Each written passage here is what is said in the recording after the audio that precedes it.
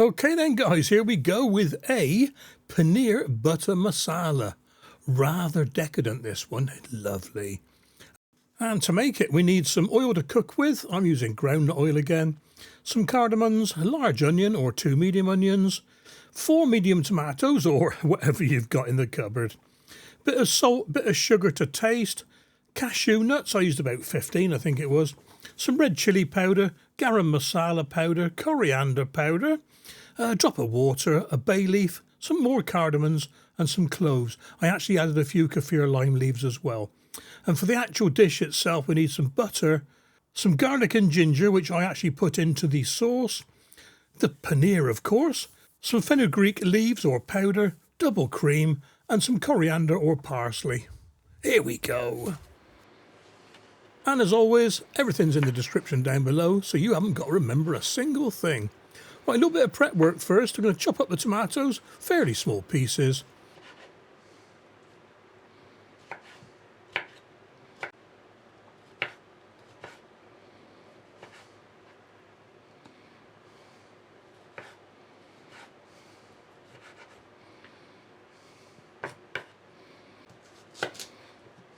And we're going to peel and chop up the onion as well.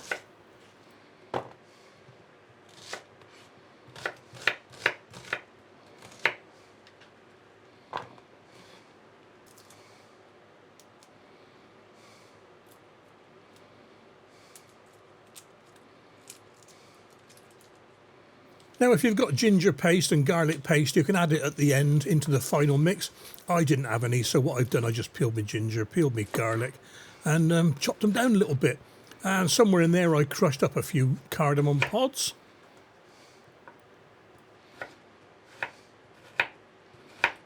A splash of oil into your pan. Like I said, I'm using groundnut oil, and this is my Le Creuset pan again.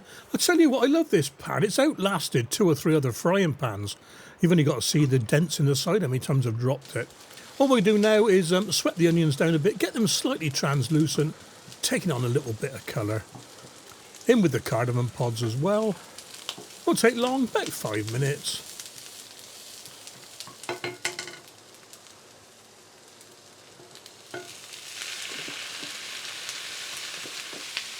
In with the tomatoes, and we want to cook this down to a big mushy mess really.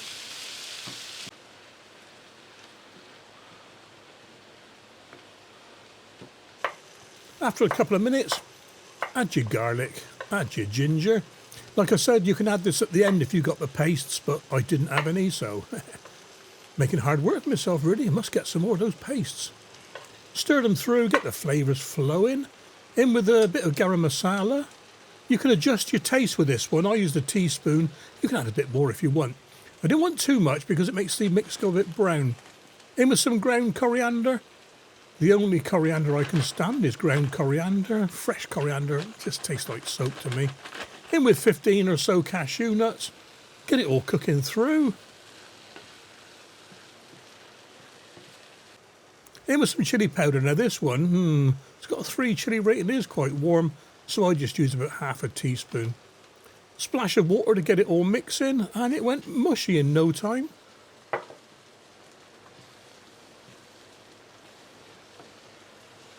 In with a little bit of sugar. This is just to counter the acidity of the tomatoes.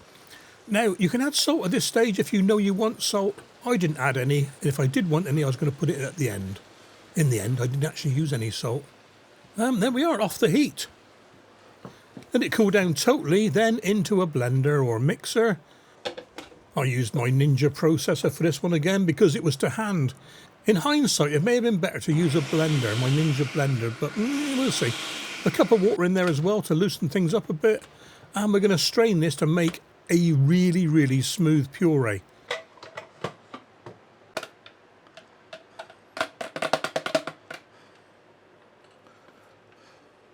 And this is where I mean that using the blender might have made it a bit more of a puree, let's say. But we got this in the end, so it's all right. Give the pan a quick wipe down, don't go mad, there's plenty of flavour left in the bottom there. Get the pan back on the heat, then in with the butter, and if you're using them, add your aromatics, so in with the cloves, In with a bay leaf and a few kaffir lime leaves and some more cardamom.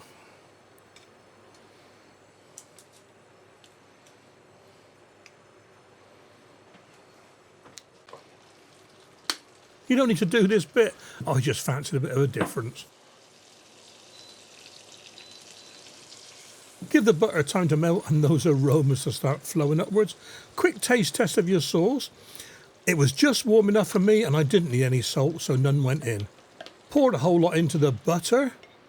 Get the butter mixed in with that lovely sauce.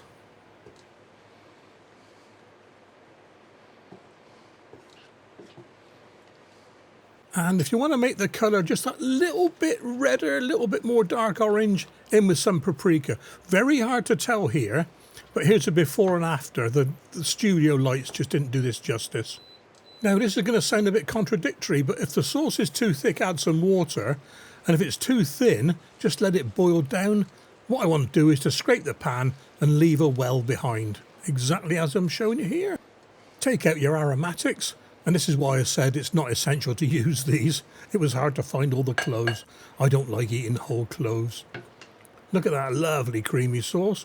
In with the paneer and get it all coated. Now what I did, I cut these down a bit with my wooden spatula thingy, just to make them a bit smaller, more like bite size, or Digwell bite size anyway. And let the paneer warm through, I don't know, 2 or 3 minutes maybe, doesn't take long. Get your parsley or coriander ready. And in with the fenugreek. Now, if you've got fenugreek leaves, use them. The powder's okay, but it's a very weak flavour compared to the proper leaves. Note to self, buy some more fenugreek leaves.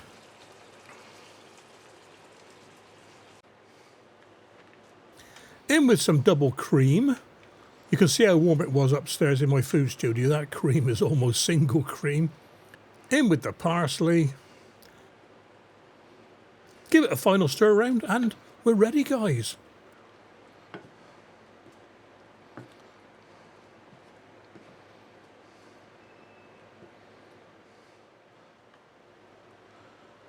Tip it out into your serving bowl, or in my case your eating bowl. Dress it with a sprinkling of the double cream, very artistic. And scatter some more parsley over the top. God, I could be on MasterChef, me. Well, it's got to be done, hasn't it?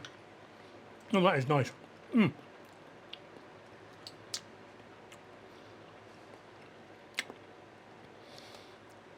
Buttery, yeah. Little bit of heat, just a touch of heat there. I went really gentle with that cayenne powder. Creamy. Got the garam masala coming through as well, and a few of the spices. I like this. I like this. Well, I'll tell you what, guys. That's another double Diggy thumbs up for me. I'm loving these dishes. I'm going to save this now, because this will be my evening meal. And once again, pilau rice or basmati rice, maybe a naan bread, keema naan. Oh, that'd be nice.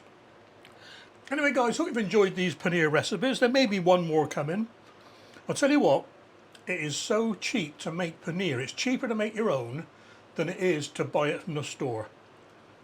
Anyway, take care, look after yourselves, and I'll catch you on that next video.